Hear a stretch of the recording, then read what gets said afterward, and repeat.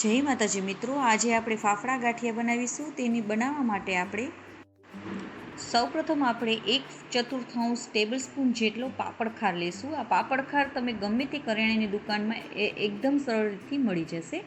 1/4 table spoon જેટલું આપણે હિંગ એડ કરવાનું છે અને આપણે 3 ટેબલ સ્પૂન પહેલાં આપણે પાણી નાખવાનું છે. આપણે એકદમ પરફેક્ટ માપ સાથે આ ગાંઠિયા બનાવીશું તો તમારા ગાંઠિયા ફરસાણની દુકાન જેવા જ બનશે. તો 3 ટેબલ સ્પૂન પહેલાં મેં અહીંયા પાણી નાખેલું છે, તેને આપણે મિક્સ કરી દઈશું. તો તેને હવે થોડીવાર માટે સાઈડમાં રાખીશું. હવે ગાંઠિયા ઉપર છાંટવા માટેનો મસાલો બનાવી લઈશું. તો તેની માટે આપણે 1 ટેબલ સ્પૂન જેટલા કાળા મરીનો ભૂકો, 1/4 ટેબલ સ્પૂન હિંગ અને 1/4 ટેબલ સ્પૂન સંચળ પાવડર લઈશું. તેને પણ મિક્સ કરી લઈશું અને તેને પણ આપણે સાઈડમાં રાખી દઈશું. હવે આપણે ગાંઠિયા માટેનો લોટ બાંધવાનો છે. તો મેં અહીંયા 1 કપ જેટલો ચણાનો લોટ લીધો છે. આપણે બધું માપ ટુ માપ જ લેવાનું છે, તો જ તમારા પરફેક્ટ ફરસાણના દુકાન જેવા ગાંઠિયા બનશે. હવે તેને આપણે ચાળી લેશું.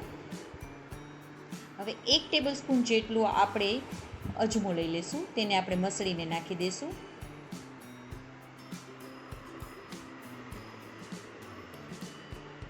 અડધી ટીસ્પૂન જેટલું આપણે મીઠું એડ કરી દેવાનું છે. 2 ચમચી તેલ એડ કરવાનું છે. તેને હવે આપણે મિક્સ કરી દઈશું.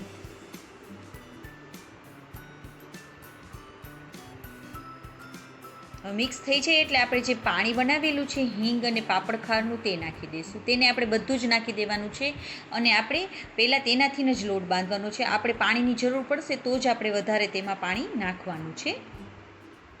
તો મારે 1 ટેબલ સ્પૂન જેટલું હું વધારે પાણી નાખું છું. આપણે લોટને બહુ કઠણ પણ નહીં અને બહુ ઢીલો પણ નહીં તેવો લોટ બાંધવાનો છે. તો કુલ ટોટલ આપણે 4 ટેબલ સ્પૂન જેટલું જ આપણે પાણીની અહીંયા જરૂર પડી છે. લોટ આપણો થોડો ચોટશે હાથમાં ને બધે, તો આપણે હાથમાંથી ને બધેથી કાઢી અને તેને આપણે મસળવાનો છે. તો આપણો લોટ આવી રીતે બંધાઈ જાય પછી આપણે તેમાં આપણે 2 ટેબલ સ્પૂન જેટલું ઉપરથી તેલ નાખીશું, જેથી કરીને આપણે જ્યારે મસળીએ લોટ ત્યારે તે આપણા હાથમાં ના ચોટે માટે. 2 ટેબલ સ્પૂન તેલ નાખી 3 થી 4 મિનિટ આપણે તેને એકદમ સરસ રીતે મસળવાનો છે. આ પ્રોસેસ તમારે ખાસ કરવાની છે, કારણ કે તેનાથી જ આપણે લોટ એકદમ લાસ્ટિક જેવો થઈ જશે અને આપણા ગાંઠિયા એકદમ સરસ રીતે બનશે. અને જો તમને એવી રીતે મસળતા ના ફાવે તો થોડીવાર પછી તમારે આવી રીતે હાથમાં લઈને પણ મસળવાનું, અને જો તમારો લોટ ચોટતો હોય તો તમારે થોડું થોડું તેલ લગાવતા જવાનું. એકદમ સરસ રીતે આપણે આવી રીતે મસળી લેવાનું છે. લોટ મસળાઈ જશે પછી તમે જુઓ આવી રીતે તમારે થઈ જાય એમ લાસ્ટિકની જેમ થશે. આપણો લોટ એક તૂટતો જ નથી, લાસ્ટિકની જેમ મોટો મોટો થતો જશે. મીન્સ કે તમારો લોટ એકદમ પરફેક્ટ બની ગયો છે. જો તમારો લોટ તૂટે તો તમારે થોડીવાર વધારે મસળી લેવાનું. હવે તેના આપણે નાના નાના લુવા બનાવીને રાખી દેવાના. પહેલાં આવી રીતે કરી અને એકદમ નાના નાના લુવા આપણે બનાવી લઈશું. લંબગોળ લુવા આપણે બનાવવાના છે. તો આવી રીતે બધા લુવા પહેલાં તૈયાર કરી લેવાના, રેડી જ કરી લેવાના બધા લુવાની. તો મેં અહીંયા બધા લુવા રેડી કરી લીધા છે. હવે આપણે એક લાકડાની પાટલી લઈ લઈશું, તેમાં આપણે એક લુવો લઈ લેવાનો છે અને આપણે હવે હથેળીનો છેલ્લો ભાગ જે છે તેના વડે આપણે તેને ઘસવાનું છે. એક જ સરખા ડાયરેક્શનમાં આપણે અને એક જ વજનમાં આપણે તેને ઘસી લેવાનું છે. જુઓ આવી રીતે ઘસી લેવાનું. તમે 1 થી 2 વાર ટ્રાય કરશો એટલે તમે પરફેક્ટ રીતે તમે આવી રીતે કરી શકશો. હવે ચાકાને એકદમ સીધી લાઈનમાં, પાટલાની સીધી જ લાઈનમાં રાખી અને આવી રીતે તેને ઉખાડી લેવાનું છે ગાંઠિયાને. તો જુઓ પરફેક્ટ રીતે તમારે આવી રીતે થશે. તમે 2 થી 3 વાર ટ્રાય કરશો એટલે તમારે પરફેક્ટ રીતે આ બની જ જશે.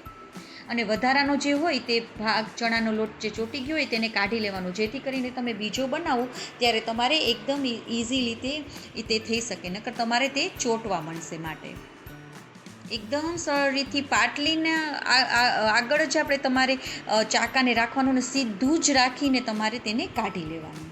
તો આવી રીતે બધા ગાંઠિયા કરતા જવાના અને સાઈડમાં તમારે તેલ પણ રાખતું જવાનું.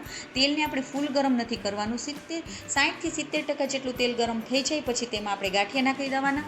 અને ગાંઠિયા આપણે પાતળા હોય છે માટે આપણે ગેસની ફ્લેમને એકદમ ધીમી જ રાખવાની અને તેને નાખી પછી પલટાવવાની પણ ઉતાવળ કરવાની નથી. થોડા આપણા ગાંઠિયા કૂક થઈ જાય, તળાઈ જાય પછી જ તેને ચીપિયા વડે પલટાવી લઈશું.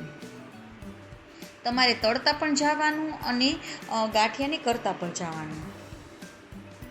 થોડુંક કૂક થઈ જાય પછી આપણે તેને આવી રીતે ચીપિયા વડે તેને પલટાવી લેવાનું.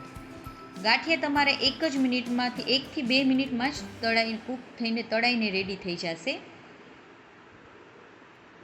હવે આપણે તેને કાઢી લેશું. તો જો આપણા ગાંઠિયા એકદમ સરસ રીતે રેડી થઈ ગયા છે. તો આવી રીતે તમારે બધા ગાંઠિયાને કરી લેવાના છે ને. એકદમ સરળ રીતથી તમે આ ગાંઠિયા કરી શકશો અને એકદમ ટેસ્ટી બને છે અને બહાર ફરસાણ જેવા જ બને છે. તો તમે પણ એકવાર જરૂરથી ટ્રાય કરજો. તો આવી રીતે આપણે બધા ગાંઠિયાને રેડી કરી લેવાના. તો આપણા ગાંઠિયા રેડી થઈ ગયા છે, જે એકદમ ટેસ્ટી બને છે અને પોચા પણ નથી બનતા અને કડક જ બને છે. તો તમે પણ એકવાર જરૂરથી ટ્રાય કરજો. અને હા, જો તમને આ મારી રેસીપી ગમી હોય તો લાઈક કરજો અને મારી ચેનલમાં નવા હોય તો સબસ્ક્રાઈબ કરવાનું બિલકુલ ના ભૂલશો.